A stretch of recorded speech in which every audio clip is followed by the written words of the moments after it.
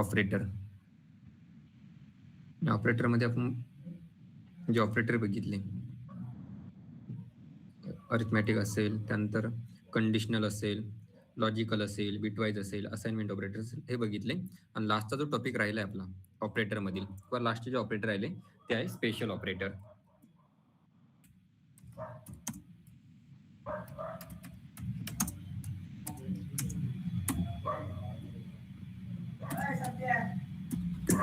Special operator मध्ये first येतात. First operator आहे टाइप ऑफ, सेपरेट नाही. त्यानंतर सेकंड आहे इन्स्टन्स ऑफ.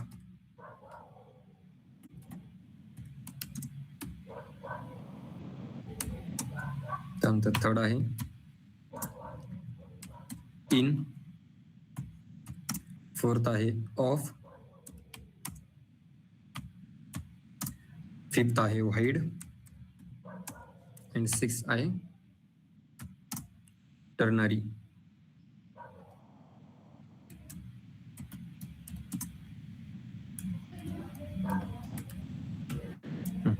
हे ऑपरेटर आपल्याला बघायचे. आता टाइप ऑफ हे आपण अगोदरच्या एक्झाम्पल मध्ये घेतलेलं आहे. म्हणजे अगोदर ज्यावेळेस एस्टिमेट असेल, सीएसएस असेल, जे एक्झाम्पल होते त्यामध्ये आपण टाइप ऑफ ऑपरेटर घेतला आहे. हा फक्त कशासाठी घेतलं होतं हे माहित नव्हतं, तर आपण ते आता बघूया. त्यानंतर इन पण बघितलंय इटरेटर मध्ये, फॉर इन, फॉर ऑफ, यांना पण थोडंसं आपण परत रिवाइज करूया. आणि त्यानंतर आहे इन्स्टन्स ऑफ. त्याच्या प्रत्येक ऑपरेटरच्या नेम मध्येच मिनिंग आहे. टाइप ऑफ म्हणजे काय करायचंय त्या ठिकाणी, ऑपरेटरचा नेम काय, टाइप ऑफ. मग आता या ठिकाणी जो रेफरन्स व्हेरिएबल आहे त्याचा टाइप कोणता आहे, त्याचा डेटा टाइप कोणता आहे, ते जर फाइंड करायचं असेल तर या ठिकाणी आपल्याला टाइप ऑफ ऑपरेटर यूज करावं लागतं. त्यानंतर इन्स्टन्स ऑफ. इन्स्टन्स कुठे बोलतो आपण, ऑब्जेक्टला. हा मग त्या ठिकाणी इन्स्टन्स आहे जो ऑब्जेक्ट आहे, जो ऑब्जेक्ट आपण राईट केलाय तो ऑब्जेक्ट कोणत्या क्लासचा आहे किंवा त्याच क्लासचा आहे की नाही हे जर फाइंड करायचं असेल तर त्या ठिकाणी इन्स्टन्स ऑफ यूज करावं लागतं. आणि इन ऑफ आपण इटरेटर मध्ये बघितलंय. व्हाईड मीन्स नथिंग, नल. त्यानंतर टर्नरी ऑपरेटर हे आपण सी लँग्वेज मध्ये बघितलंय. हा त्यांचं थोडंसं आपण राईट करून घेऊया. मग सगळ्यात अगोदर बघूया type of.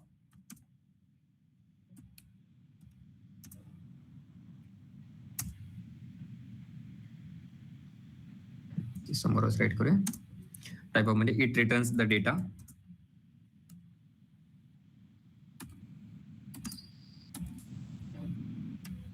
It returns the data. Type of reference.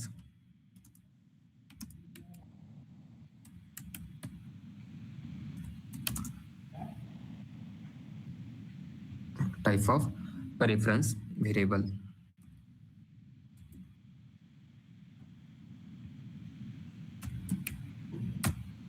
त्या ठिकाणचा सिंटॅक्स राईट करूया आपण.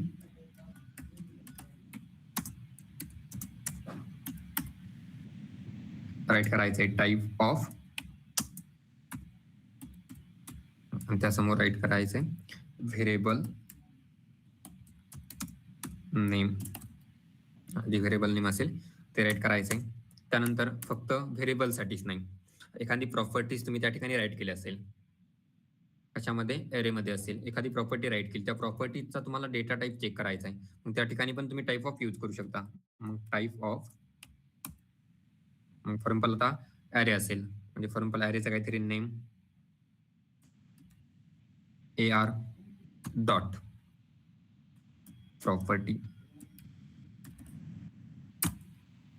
त्याचं एक्झाम्पल बघूया लगेच. या ठिकाणी एक व्हेरिएबल डिक्लेअर करूया व्हेअर प्रॉपर्टीज आहे. म्हणल्यानंतर आपण ऑब्जेक्ट घेऊया. या ठिकाणी ऑब्जेक्ट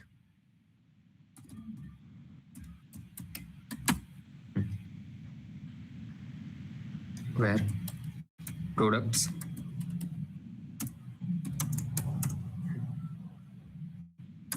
या ठिकाणी काय करूया, प्रॉपर्टीज डिफाइन करूया. 2-3 प्रॉपर्टी डिफाइन करूया. For example first name. Name मध्ये राईट करूया गुगल. त्यानंतर प्राइस राईट करूया त्याची 45,045. त्यानंतर स्टॉक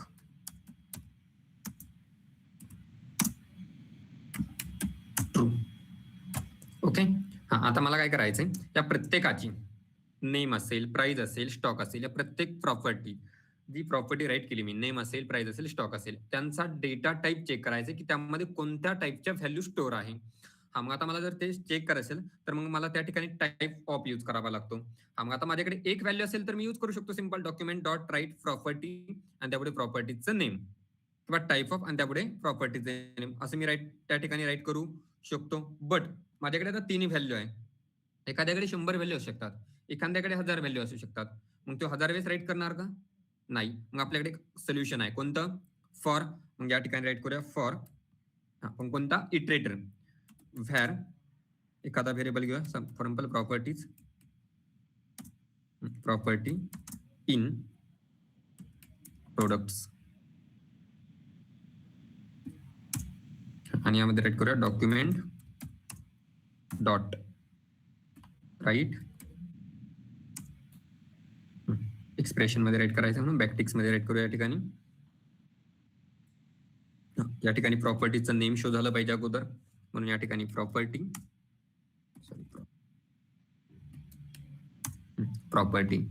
त्यानंतर प्रॉपर्टीच्या पुढे त्याचा डेटा टाईप आपल्याला चेक करायचं की कोणत्या टाईपचा व्हॅल्यू आहे.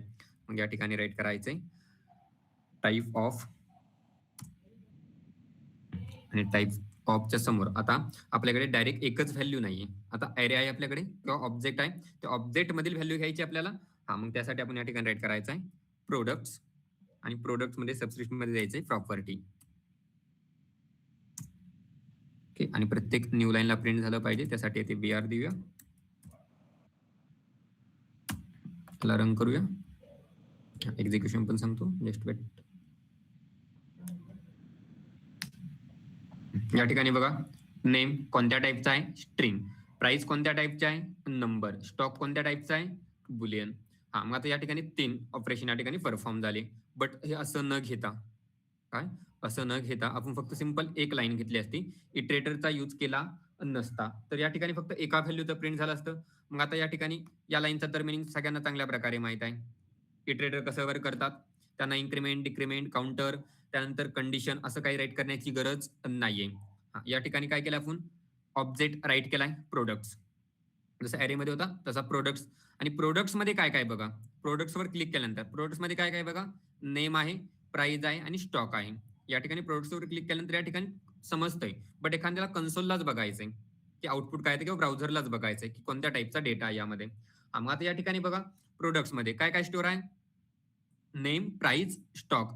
मग आता प्रत्येक एक वन बाय वन कोण ऍक्सेस करणार? हा प्रॉपर्टी व्हेरिएबल, आणि तो पण कोणता आहे? स्ट्रिंग टाईपचा. म्हणजे अगोदर नेम येणार, प्रॉपर्टी मध्ये स्टोअर होणार, त्यानंतर body part document dot write property काय आहे? नेम. मग नेम ऍज इट इज काय होणार? प्रिंट होणार, colon as it is print होणार. त्यानंतर टाईप ऑफ. टाईप ऑफचं काम काय? जो प्रॉपर्टी आहे त्याचा टाईप कोणता ते चेक करायचंय. मग प्रॉपर्टी कशामध्ये स्टोअर आहे? प्रॉपर्टी नावाच्या व्हेरिएबल मध्ये. बट प्रॉपर्टी कोणाकडून ऍक्सेस करायची? या प्रोडक्ट नावाच्या ऑब्जेक्ट कडून. मग या ठिकाणी कसं राईट केलं बघा, प्रोजेक्ट ऑफ प्रॉपर्टी. म्हणजे या ठिकाणी नेमची जी काय प्रॉपर्टी असेल तो टाईप ऑफ काय करणार या ठिकाणी शो करणार. कोणती प्रॉपर्टी आहे? नेम प्रॉपर्टीचा टाईप कोणता आहे? स्ट्रिंग. या टोटल याचा आन्सर काय येणार? एवढ्याचं स्ट्रिंग. मग येणार आन्सर कोण प्रिंट करणार? याचा आन्सर स्ट्रिंग आले. या ठिकाणी काय प्रिंट होणार? स्ट्रिंग. आणि property as it is print होणार नेम कोलन स्ट्रिंग. म्हणजे काय प्रिंट झालं या ठिकाणी बघा, नेम कोलन स्ट्रिंग झालं ऍज इट इज प्रिंट. आता या ठिकाणी जस्ट दाखवतो, 1 मिनिट.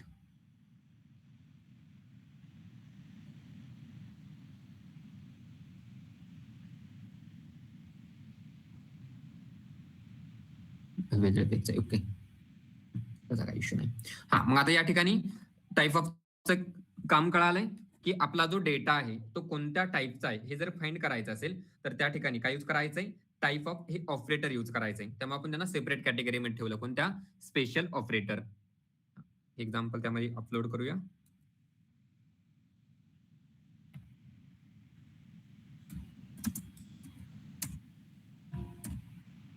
जॉईन होतंय का?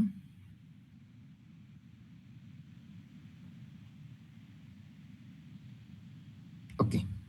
त्यानंतर नेक्स्ट ऑपरेटर कोणता आहे? Instance of.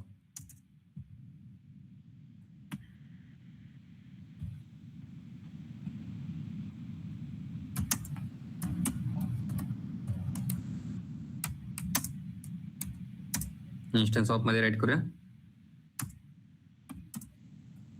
It is use to check the class name. It is use to check the class name from where the given instance where the given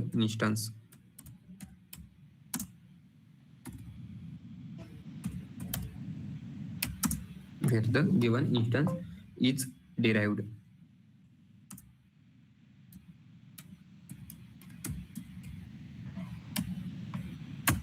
And second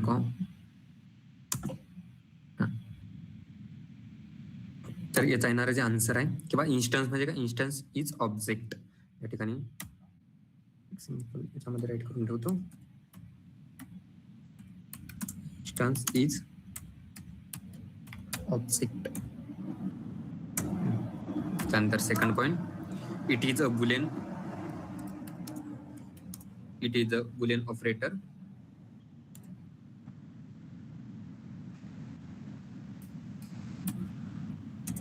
It is a Boolean operator that returns true or false.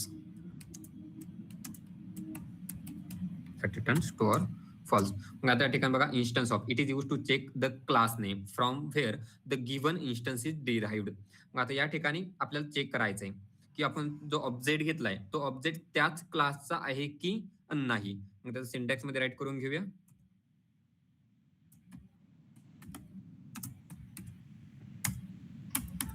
Syntax मध्ये object असेल या ठिकाणी, object, त्यानंतर पुढे instance of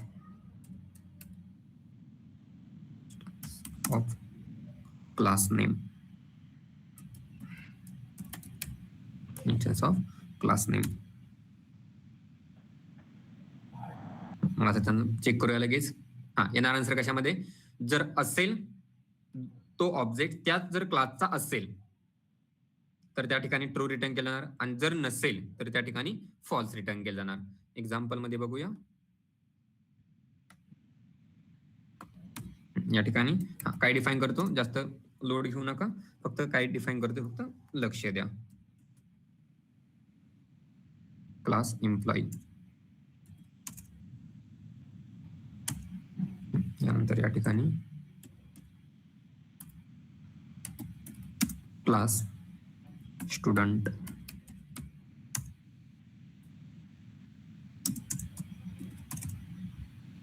अजून एक class घेऊया, simple class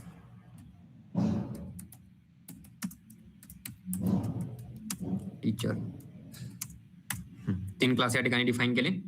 space जास्त झालाय, थोडासा कमी करूया म्हणजे खाली काय राईट केले ते दिसेल इझिली. 3 क्लास या ठिकाणी डिफाईन केले, class employ, class student, class teacher. मग आता या ठिकाणी 3 क्लास डिफाईन केले. या तिन्ही क्लासचे काय करूया, ऑब्जेक्ट या ठिकाणी क्रिएट करूया. लेट ऑब्जेक्टचं नेम घेऊया फर्स्ट, नॉर्मल वेने घेतो. Anil new employee. त्यानंतर second, let Sunil equal to new student.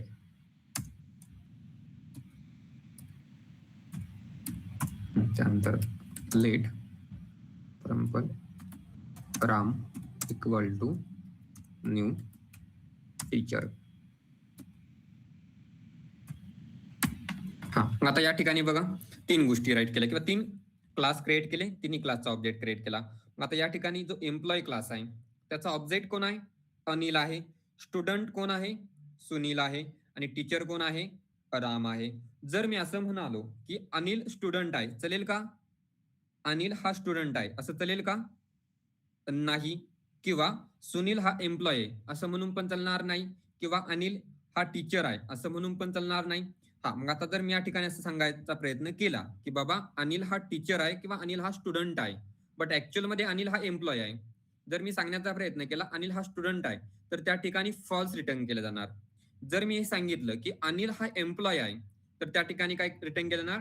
True return केलं जाणार. या ठिकाणी आपण नोट्स मध्ये राईट केले. काय राईट केले बघा? It is use to check the class name from where the given instance is derived. म्हणजे तो ऑब्जेक्ट त्याच क्लासचा आहे की नाही हे चेक करण्याचं काम कोण करतं? Instance of. आणि त्यात येणारा रिझल्ट हा बुलियन मध्ये रिटर्न केला जातो, ट्रू किंवा फॉल्स. मग यामध्ये सिंपल राईट करूया, document dot write, document dot write, ऑब्जेक्टचं नेम राईट करूया. For example Anil instance of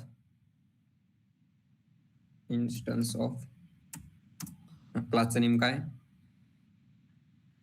employee. याचा आन्सर काय आला पाहिजे बघा? Anil instance of employee. हा, अनिल हा कोणाचा इन्स्टन्स आहे? एम्प्लॉईचा. ट्रू आहे. चेक करून बघूया काय येते. मग काय आलंय? ट्रू. हा, बट या ठिकाणी मी जर असं राईट केलं, अनिल तसाच ठेवतो, या ठिकाणी मी सुनील राईट करतो. काय म्हणण्याचा प्रयत्न करतो? सुनील इन्स्टन्स ऑफ एम्प्लॉई, म्हणजे सुनील हा एम्प्लॉय आहे का सुनील एम्प्लॉय? नाही, सुनील काय? स्टुडंट आहे. चेक करून बघूया काय ते आन्सर. मग काय आलंय बघा आन्सर? फॉल्स. काय आन्सर आलंय? फॉल्स. का? कारण की सुनील हा का नाही, काय नाहीये? सुनील हा काय नाहीये? एम्प्लॉय नाहीये, तो काय? स्टुडंट आहे. मग या ठिकाणी स्टुडंट घेऊन बघूया ट्रू येते की नाही.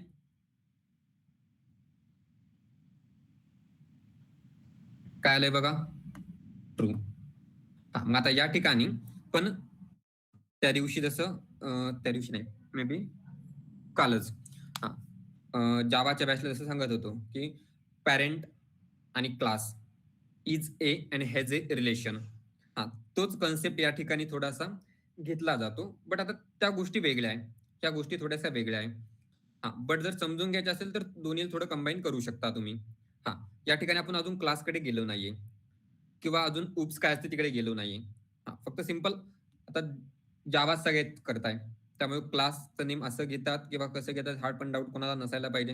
हा, क्लासमध्ये काही राईट पण नाही केलंय कोणत्याच क्लासमध्ये, क्लासचा फक्त ऑब्जेक्ट क्रिएट केलाय. हा, आता या ठिकाणी एम्प्लॉईचा रेफरन्स हा अनिल आहे, स्टुडंटचा रेफरन्स हा सुनील आहे आणि टीचरचा रेफरन्स हा राम आहे. अशा भरपूर साऱ्या गोष्टी आहेत, क्लासमध्ये असेल, इनरिटर्न्स मध्ये असेल. ह्या ज्यावेळेस गोष्टी मी एम्प्लॉय हा स्टुडंट मध्ये एक्सटेंड करणार, स्टुडंट हा टीचर मध्ये एक्सटेंड करणार, त्यावेळेस ते वेगळ्या वेने वर्क करणार आहे. सध्या पुरतं फक्त आपल्याला एका गोष्टीवर फोकस करायचा, कोणत्या? Instance of. सेम तसं आता बघूया, सुनील आहे, सुनील टीचर आहे असं आपण सांगण्याचा प्रयत्न करूया, काय होतंय बघूया. मग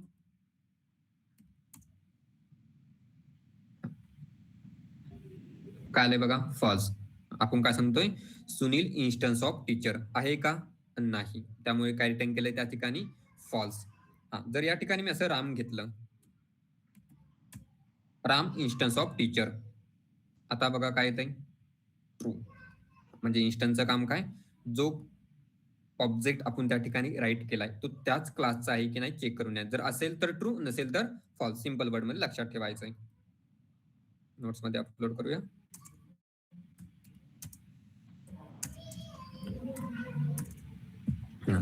त्यानंतर पुढे इन्स्टन्स ऑफ झाल्यानंतर कोणता आहे? In operator.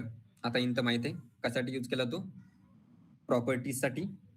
या ठिकाणी सिंपल त्याचं राईट करून घेऊया, त्याचं एक्झाम्पल बघण्याची गरज नाहीये.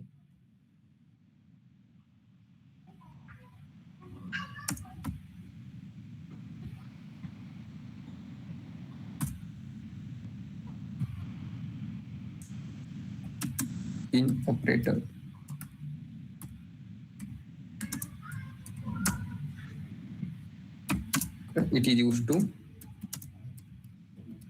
it is used to verify existence. It is used to verify the existence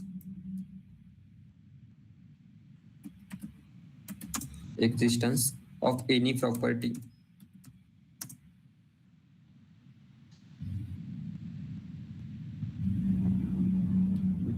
any property in object. आपण त्याशी ट्रेडर नॉर्मल बघितलं होतं, त्या ठिकाणी त्यावेळेस बघितलं होतं. इन घेतलं तर प्रॉपर्टी ऍक्सेस करणार, ऑफ घेतलं तर व्हॅल्यूज ऍक्सेस केल्या जाणार त्या ठिकाणी. या ठिकाणी सिंटॅक्स राईट करूया.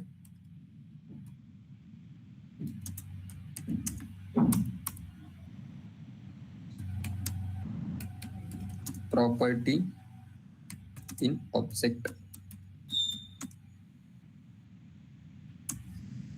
त्यानंतर प्रॉपर्टी इन प्रोडक्ट्स. म्हणजे प्रोडक्ट्स ॲरे आहे, ऑब्जेक्ट आपण जसं ऑब्जेक्ट डिफाईन करतो तसा सेम, म्हणजे ऑब्जेक्ट पण ॲरे पण आपण त्या ठिकाणी प्रॉपर्टी त्या ठिकाणी ऍक्सेस करू शकतो. कशाच्या वेने? इन या ऑपरेटरच्या वेने. तरी बघायचं असेल तर सिंपल आपण या ठिकाणी त्यांचा येणार आन्सर ट्रू मध्ये रिटर्न केल्यानंतर या ठिकाणी पण ते बुलियन वर्क करणार. जर चेक करायचं असेल तर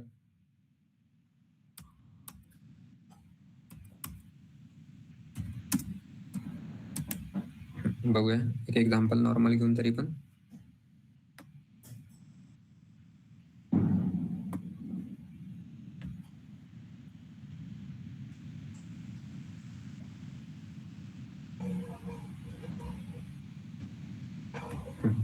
याच एक्झाम्पल घेऊया. आता त्या ठिकाणी आपण इन आणि ऑफ कायसाठी यूज करत होतो? प्रॉपर्टीज ऍक्सेस करण्यासाठी, आणि त्यानंतर ऑफ त्याच्या व्हॅल्यूज ऍक्सेस करण्यासाठी, आणि त्यानंतर तुम्ही त्याने अजून एका वेने यूज करू शकता. प्रॉपर्टीज प्रेझेंट आहे की नाही हे चेक करण्यासाठी. जर प्रॉपर्टी प्रेझेंट असेल तर ट्रू, नसेल प्रेझेंट तर फॉल्स. मग या ठिकाणी सिंपल मध्ये राईट करूया document dot write, document dot write expression मध्ये राईट करूया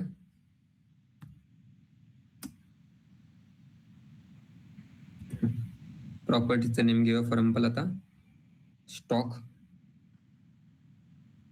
प्रॉपर्टीचं नेम घेऊया स्टॉक. ओके, स्टॉक इन काय? ऑब्जेक्टचं नेम आपलं प्रोडक्ट्स. ओके, मग आता याचा आन्सर काय आला पाहिजे? स्टॉक प्रोडक्ट्स या ऑब्जेक्ट मध्ये स्टॉक प्रेझेंट आहे की नाही आहे, तर आन्सर काय आला पाहिजे बघा. मग आता रन करूया याला. आन्सर आले बघा ट्रू. स्टॉक काय आहे? प्रेझेंट आहे. स्टॉक काय? प्रॉपर्टी आहे. नोट्स मध्ये आपण राईट केलं काय? It is use to verify the existence of any property in object. जी प्रॉपर्टी तुम्ही राईट केली ती ऑब्जेक्ट मध्ये एक्झिस्ट करते की नाही किंवा आहे की नाही, हे जर चेक करायचं असेल तर त्या ठिकाणी इन ऑपरेटरचा यूज करायचा आहे. कशाचा? In.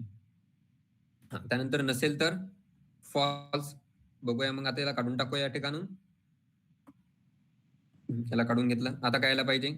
Name he sorry stock काढायला पाहिजे. ही स्टॉकची प्रॉपर्टी एक्झिस्ट करते का प्रोडक्ट्स या ऑब्जेक्ट मध्ये? नाही. तर बघूया मग काय येत आहे? फॉल्स. काय आन्सर आलंय? फॉल्स.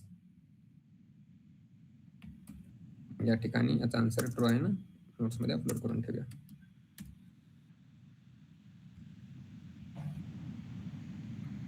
Example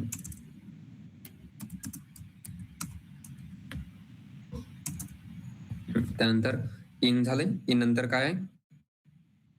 of. ऑफचं काम काय? व्हॅल्यूज ऍक्सेस करायचे. ऑब्जेक्ट असेल, त्यानंतर ॲरे असेल त्यामधील.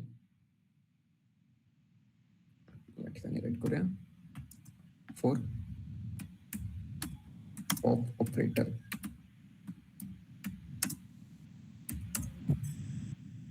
त्यामध्ये राईट करून घेऊया. It is use to read, it is use to read all values, read all values of a collection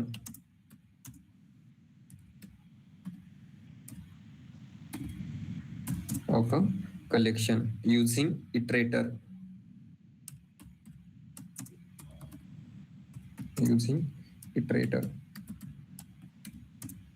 iterator कोणतं त्या ठिकाणी राईट करूया फॉर ऑफ ओके, सिंटॅक्स कसं आहे त्याचा, सिंटॅक्स राईट करून घेऊया या ठिकाणी.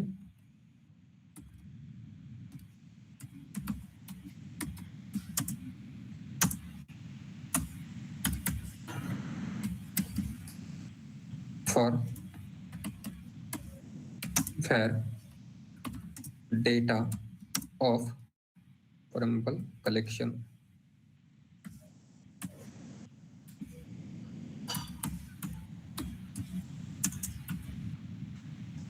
या ठिकाणी त्याला ऍक्सेस करायचंय, प्रिंट करायचंय, जे काय ऑपरेशन परफॉर्म करायचं असेल आपण या ठिकाणी करू शकतो. याचा आपण एक्झाम्पल ॲरे मध्ये बघितला आहे. त्यानंतर नेक्स्ट आहे व्हाईड.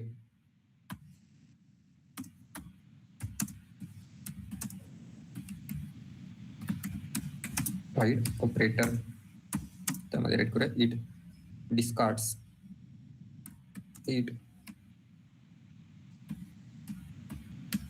discards the return value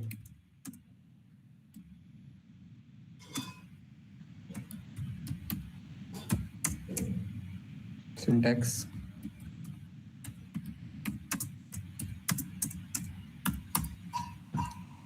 link साठी अँकर घेतो आपण, अँकर href मध्ये राईट करायचंय जावा स्क्रिप्ट कोलन व्हाईड, जे काही नेम देसेल for example home, link close. Example बघूया सिंपल वे मध्ये, त्याचं खूप वेगळं आहे असं काही नाही. ते कशासाठी यूज करायचंय ते दाखवतो एकदा. या ठिकाणी काढून घेऊया सिंपल एक स्ट्रिंग देऊया,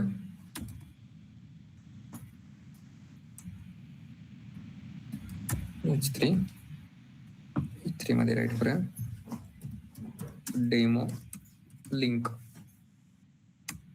डेमो लिंक मध्ये या ठिकाणी देऊया अँकर, अँकर मध्ये राईट करूया होम. असं सिंपल मी राईट केलं आणि त्याला रन केलं. बघा आता या ठिकाणी होम ही लिंक वाटते का, किंवा होमवर क्लिक केल्यानंतर काय ऑपरेशन परफॉर्म होत आहे का, नाही. ज्यावेळेस आता फॉर एक्झाम्पल कन्सिडर करा की तुम्हाला कंपनीमध्ये टास्क दिलाय किंवा तुम्ही प्रोजेक्ट बनवताय. प्रोजेक्ट बनवल्यानंतर तो प्रोजेक्ट टेस्टिंगला जाणार.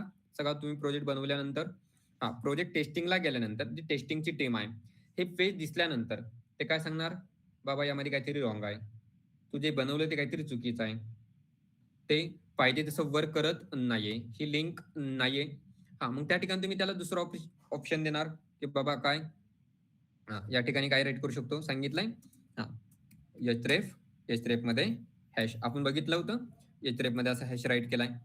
हॅश राईट केल्यानंतर बघा आता या ठिकाणी रिफ्रेश करतो, लिंक सारखं वाटतंय, लिंक सारखं वर्क पण दिसतंय ते. मग आता झालंय म्हणा. ठीक आहे, त्यानंतर हा कोड तुम्ही परत टेस्टिंग कडे देणार. टेस्टिंग टीम कडे दिल्यानंतर ते चेक करणार, यावर क्लिक करणार. क्लिक केल्यानंतर या ठिकाणी बघा काय येतंय, हॅश, काय येतोय हॅश, जो तुम्ही त्या ठिकाणी डिफाईन केलाय.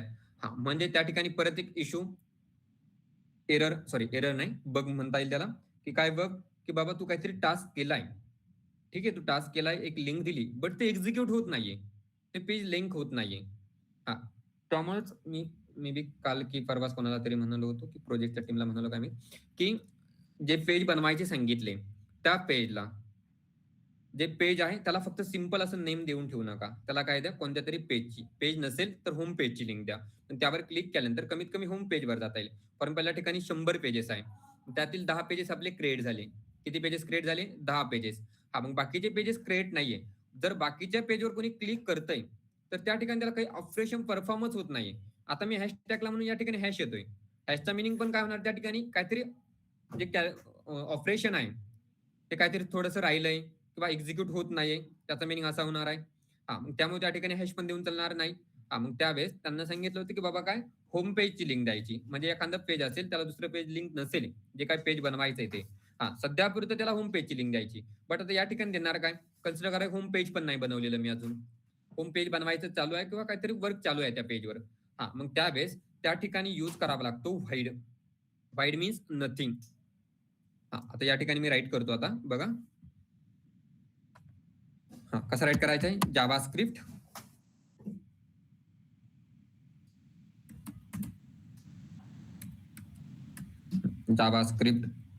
कोलन व्हाईड मध्ये पॅरेंथेसिस. आणि आता रन करूया, रिफ्रेश करूया, क्लोज करूया, मग परत ओपन करूया.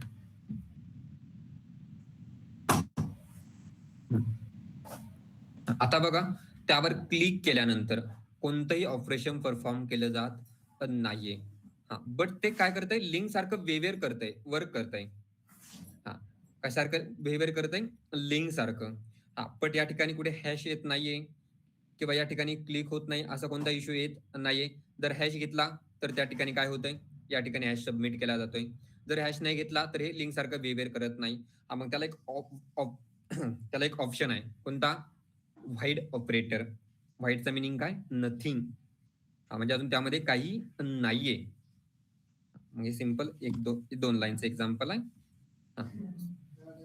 गोष्ट छोटीशी वाटते, राईट करायचं एक लाईन आहे, त्यामध्ये काहीतरी पेज नसेल लिंक केलेलं, तो व्हाईट टाकायचं वाटताना थोडंसं वाटतंय. बट ज्यावेळेस तुम्ही टेस्टिंग टीमकडे हा बग घेऊन जाणार त्यावेळेस ते याला खूप मोठं कन्सिडर करणार, की बाबा तुला एवढ्या छोट्या छोट्या गोष्टी माहित नाही तर तू करतोय काय. त्यामुळे गोष्टी जरी छोट्या दिसत असतील एक्झाम्पल मध्ये, तर ऍक्च्युअल मध्ये त्या खूप मोठा इम्पॅक्ट क्रिएट करतात.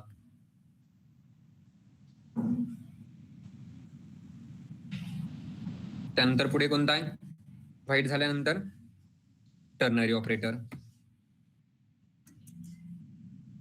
जो की सगळ्यांना चांगल्या प्रकारे माहित आहे.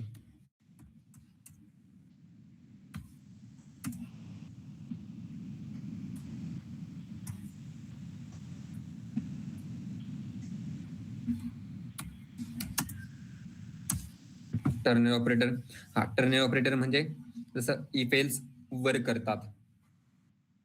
इफ एल्स लॅडर जसं वर्क करतात त्यावेळी आपण याला राईट करू शकतो. इफ एल्स जसं नेस्टेड इफ एल्स आहे तसं टर्नरी ऑपरेटर पण आहे. आपण याचे एक्झाम्पल घेतले. सेम ज्या ठिकाणी जसे रूल आहे सी लँग्वेज मध्ये, जावा मध्ये या ठिकाणी पण वर्क केलं जाणार आहे. तरी त्यामध्ये एक लाईन राईट करून घेऊया. It is used in decision making. It is used in decision making. It is used to decision making where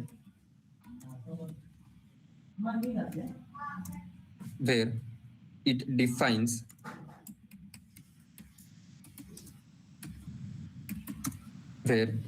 defines a condition and statement. Defines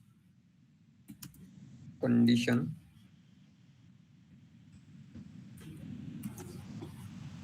and statement. Condition and statement to execute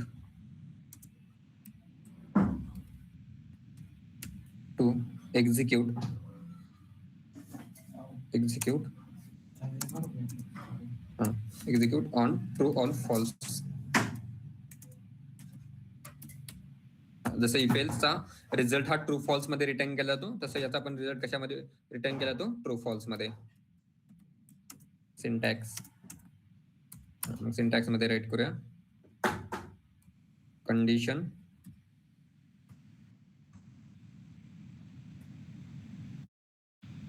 question mark statement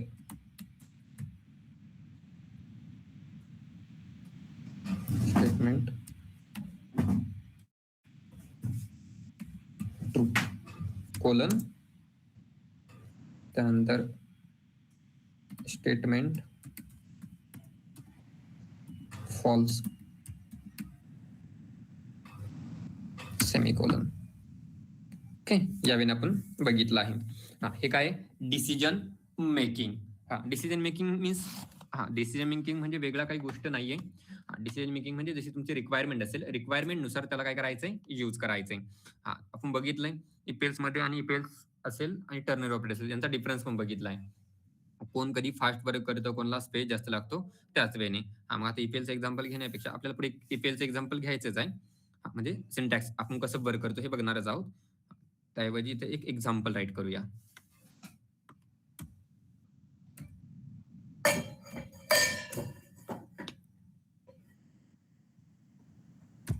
script मध्ये example write करूया. Ternary ऑपरेटरचं एक simple.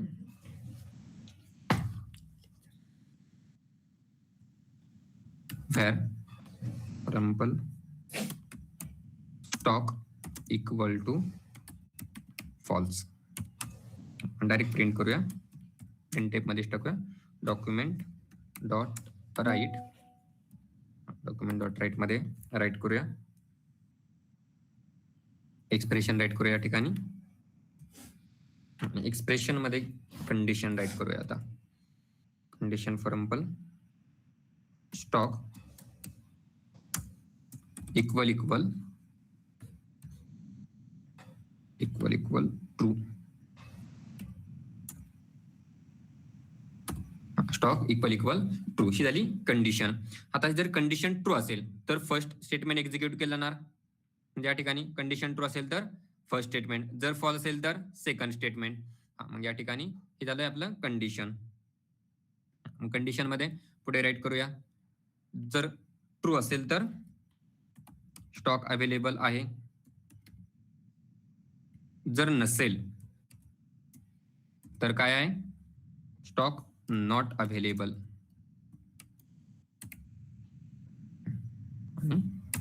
Close.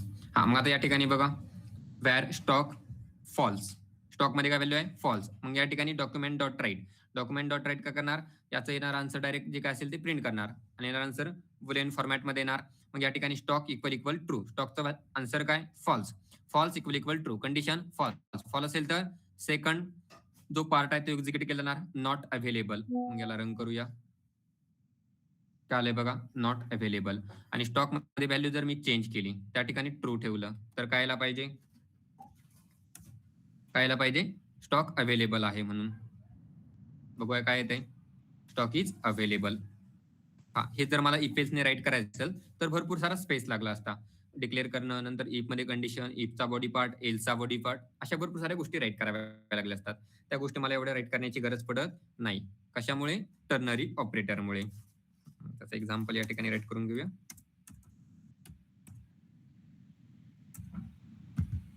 हे होते आपले special operator. त्यानंतर आपल्याला बघायचंय जावास्क्रिप्टची स्टेटमेंट. काय बघायचंय? जावास्क्रिप्टची स्टेटमेंट बघायची.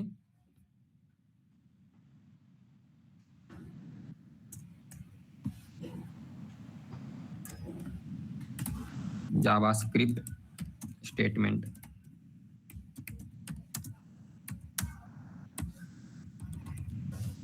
आता स्टेटमेंटची गरज काय ती या ठिकाणी राईट करूया. A statement is used to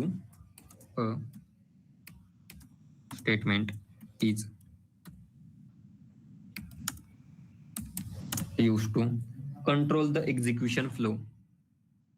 To control the execution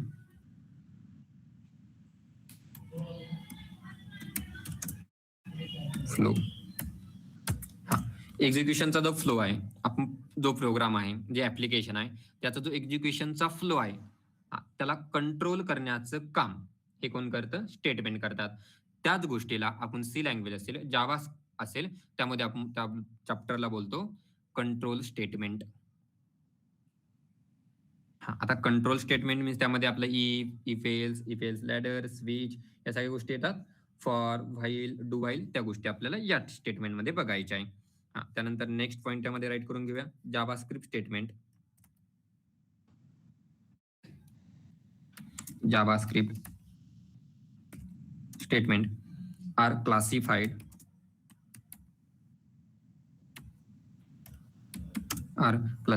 into following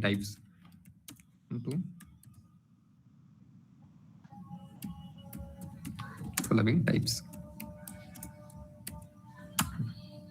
त्यामध्ये फर्स्ट आहे सिलेक्शन स्टेटमेंट.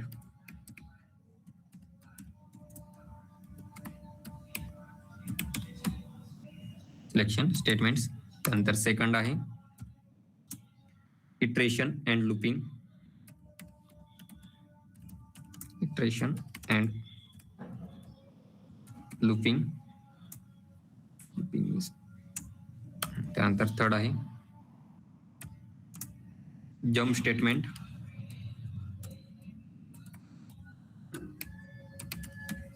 त्यानंतर फोर्थ आहे exception handling statement.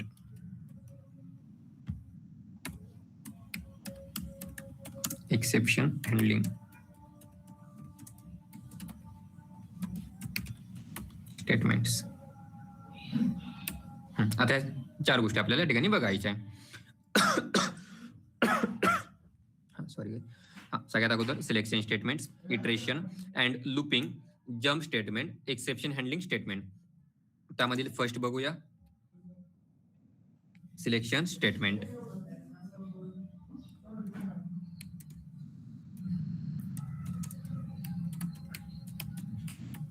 Selection statements.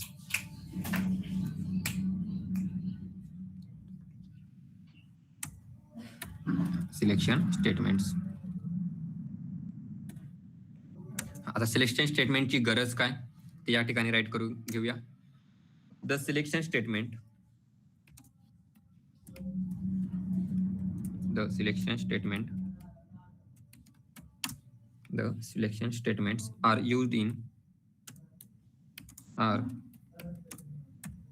used in decision making.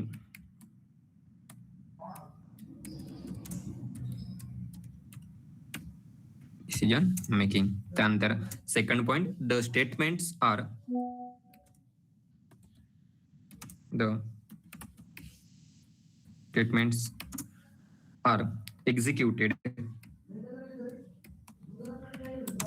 executed according state and situation. According state and situation.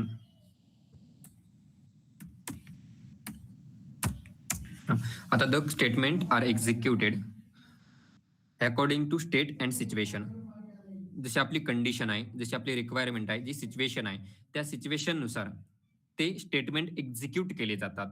कोणते? Selection statement. त्यानंतर next point right करूया त्या ठिकाणी. The selection statement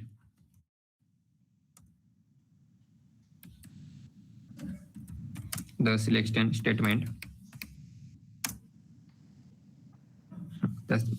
the selection statement keywords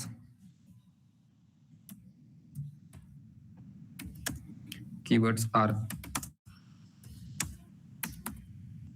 त्यामध्ये आहे if, त्यानंतर else,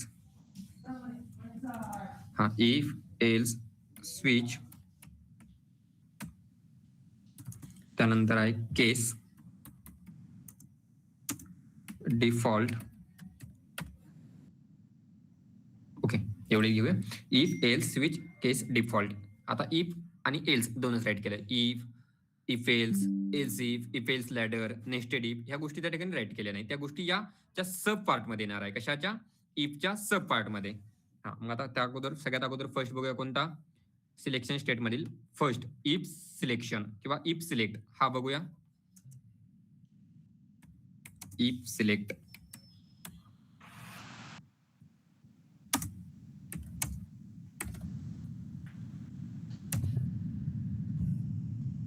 आणि त्यामध्ये राईट करून घेऊया इफ सिलेक्ट कधी यूज करायचा आहे आणि त्याचे किती टाईप पडले जातात. कशाचे? इफचे. ऐकायला वेगळं वाटत असेल की इफचे कसे टाईप पडतात. एकदा राईट करून घेतो मग सांगतो तुम्हाला. It is a decision making. If काय? इट इज अ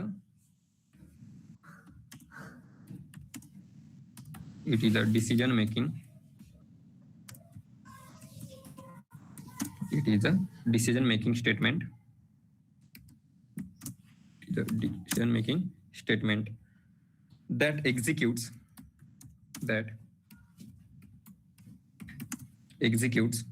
statements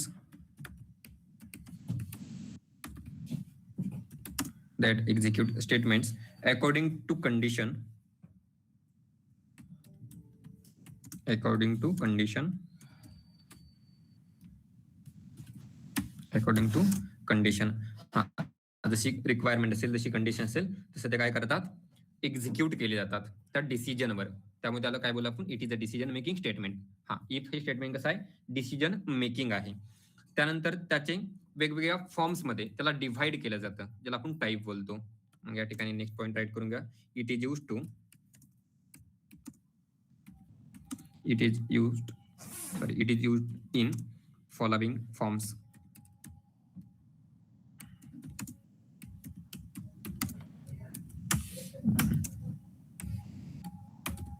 त्यामध्ये फर्स्ट आहे फॉरवर्ड जंप, फॉरवर्ड जंप. त्यानंतर सेकंड आहे सिंपल डिसिजन, सिंपल डिसिजन. त्यानंतर थर्ड आहे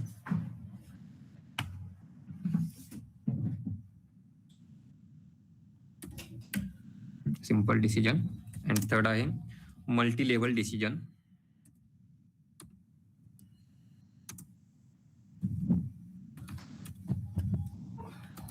मल्टी लेवल डिसिजन. त्यानंतर फोर्थ आहे मल्टीपल डिसिजन.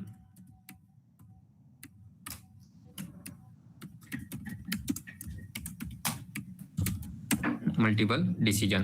हा, आता या ठिकाणी जो इफ आहे त्याला वेगवेगळ्या फॉर्म मध्ये कन्व्हर्ट केलं जातं किंवा यूज केलं जातं. हा, आता ते वेगवेगळे फॉर्म कोणते, सगळ्यात फर्स्ट आहे फॉरवर्ड जंप, नंतर आहे सिंपल डिसिजन, नंतर आहे मल्टी लेव्हल डिसिजन आणि नंतर आहे मल्टिपल डिसिजन. आता जो इफ आहे तो आपल्याला 4 वेने बघायचा आहे. कोणत्या, फॉरवर्ड, सिंपल, मल्टी लेव्हल आणि मल्टिपल, या 4 वेने. मग त्यामध्ये तुमचा इफ येणार, नेस्टेड इफ येणार, इफ एल्स लॅडर येणार, या 4 गोष्टीमध्ये. हा, मग त्यामध्ये सगळ्यात अगोदर बघा फॉरवर्ड जंप.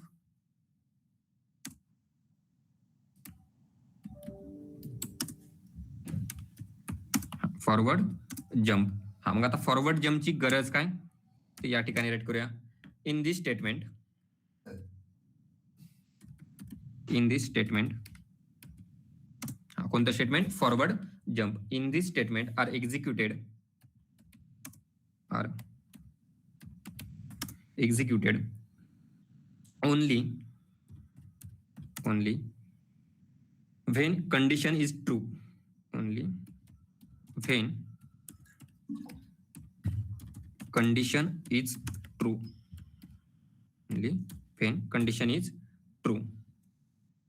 त्यानंतर नेक्स्ट लाईन त्यामध्ये there will be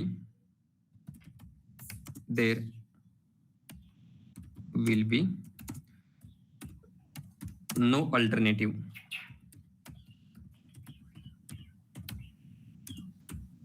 there will be no alternative. हा, तर याचा मिनिंग काय होतो बघा, in this statement are executed only when condition is true. आणि next point there will be no alternative. तर याचा मिनिंग असा आहे की फॉरवर्ड जंप जे एक्झिक्युशन आहे किंवा जो टाईप आहे किंवा फॉर्म्स आहे इफचा, त्यामध्ये फक्त एक इफ राईट केला जाणार, त्यापेक्षा नेस्टेड इफ, इफ एल्स, त्यामध्ये एल्स पण नसणार आहे. त्यामुळे सेकंड पॉइंट राईट केला कोणता, there will be no alternative. एक इफ आहे, इफची कंडिशन ट्रू असेल तर इफचा बॉडी पार्ट रन होणार, नाहीतर पुढे काहीच नाही, पुढे बाकीचा प्रोग्रामचा पार्ट असेल. त्यामुळे या ठिकाणी फर्स्ट पॉइंट मध्ये राईट केलं, in this statement are executed only when condition is true. तो पार्ट कधी एक्झिक्यूट केला जाणार, ज्यावेळेस कंडिशन ट्रू असेल त्यावेळेस. अदरवाईज काय केलं जाणार, त्याला स्किप केलं जाणार, त्याला कारण की अल्टरनेटिव्ह नाहीये. जसं इफ जर फॉल झाला तर आपण एल्स रन करतो. हा, मग त्याचा सिंटॅक्स, इफचा सिंटॅक्स माहिती आहे सगळ्यांना, तो सिंटॅक्स या ठिकाणी राईट करूया.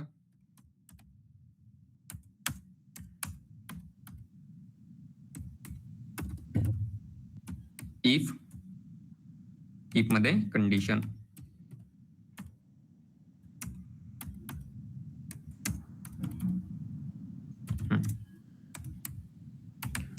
हा काय असणार त्याचा बॉडी पार्ट.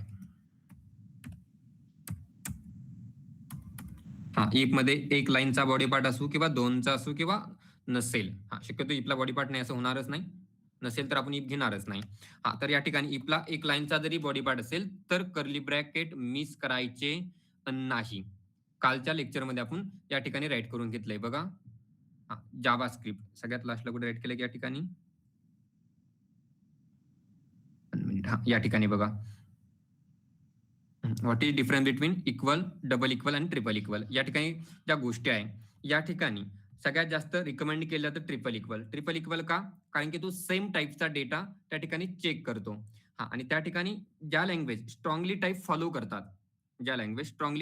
करतात, मग त्या सगळ्या टेक्नॉलॉजीज, मग रिॲक्ट असेल, अँग्युलर असेल, व्ह्यू असेल, बाकीच्या कोणत्या टेक्नॉलॉजी असतील, जेवढ्या टेक्नॉलॉजी स्ट्रॉंगली टाईप फॉलो करतात, ते कोण आहे? स्ट्रॉंगली टाईप फॉलो करणारे म्हणजे टाईपस्क्रिप्ट. म्हणजे त्या टाईपस्क्रिप्ट यूज करतात आणि टाईपस्क्रिप्ट नंतर कसं ना कसं जावास्क्रिप्ट मध्येच कन्व्हर्ट केलं जातं. मग आता त्या ठिकाणचे रूल या ठिकाणी पण काय केले जातात? अप्लाय केले जातात. मग या ठिकाणी जर इफला तुम्ही कर्ली ब्रॅकेट घेतले नाही तर एरर येत नाही किंवा इश्यू येतो असं नाही. बट स्टँडर्ड वेने जर इफला कर्ली ब्रॅकेट घेतले नाही तर त्यांच्या स्टँडर्ड मधून स्ट्रॉंगली जो टाईप आहे त्यामधून आपण बाहेर पडलो जातो आणि त्यावेळेस आपला जो प्रोग्राम आहे तो एक्झिक्यूट होण्यासाठी टाइम जास्त लागतो. त्यामुळे एक लाईनचा जरी बॉडी पार्ट असेल तरी कर्ली ब्रॅकेट मिस करायचे नाहीये. ओके. त्यानंतर बघूया नेक्स्ट. हा झाला फॉरवर्ड जम्प. नंतर झाला सिंपल डिसिजन. कशात झाला? Simple decision. टाइम झालाय का? ठीक आहे. मग आपण आजचं लेक्चर या ठिकाणी स्टॉप करूया. राहिलेले टॉपिक आपण उद्याच्या लेक्चरमध्ये बघूया.